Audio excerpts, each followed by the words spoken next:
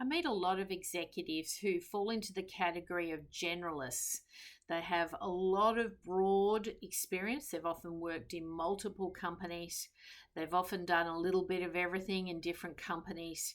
And they end up with a CV that's a little bit hit and miss because they've often got different role titles. It doesn't appear on paper that there's been much of a career pathway.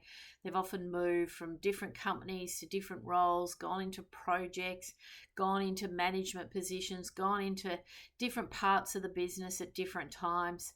And all of that is all well and good. But then when you go to market to look for a new role, it's quite hard because, people can't clearly pigeonhole you into a particular role. It's not something you can easily tie up with a nice little bow, and it's all very clear, crystal clear as to where you could be placed in the market. And we find that when you are a generalist, and I mean, there's nothing wrong with being a generalist, and there's nothing wrong with having a broad range of skills, experiences, and competencies. But when you go to market, you will find it's really quite challenging because the headhunters tend to make second decisions on how they're going to be able to place you into a role, and they really do go by the book. They don't like to look outside of the square. Even the executive search firms, to be frank, they just want exactly what the client has briefed them on. And often a generalist is someone who has a broad range of skills. They could fit into a range of roles, but you'll often find that they struggle to get onto the short list for those highly specialized roles, even though they could have a fabulous range of experience that would be applicable.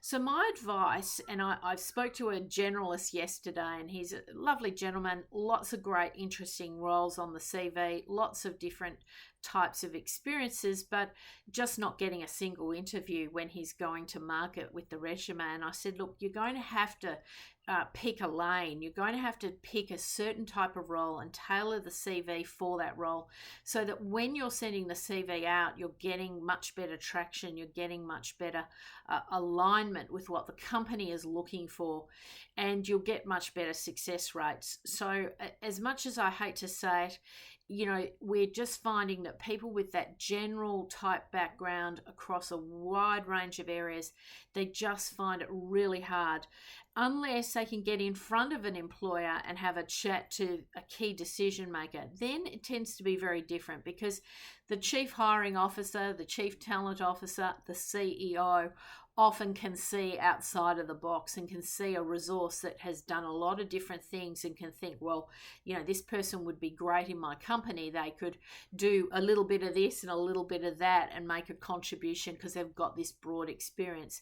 So often we find it's the gatekeepers that can trip us up in a search process. It's the people who are screening the applications who think, well, look, I just want to tick the box on what the client briefed me on versus putting forward maybe that left of centre candidate.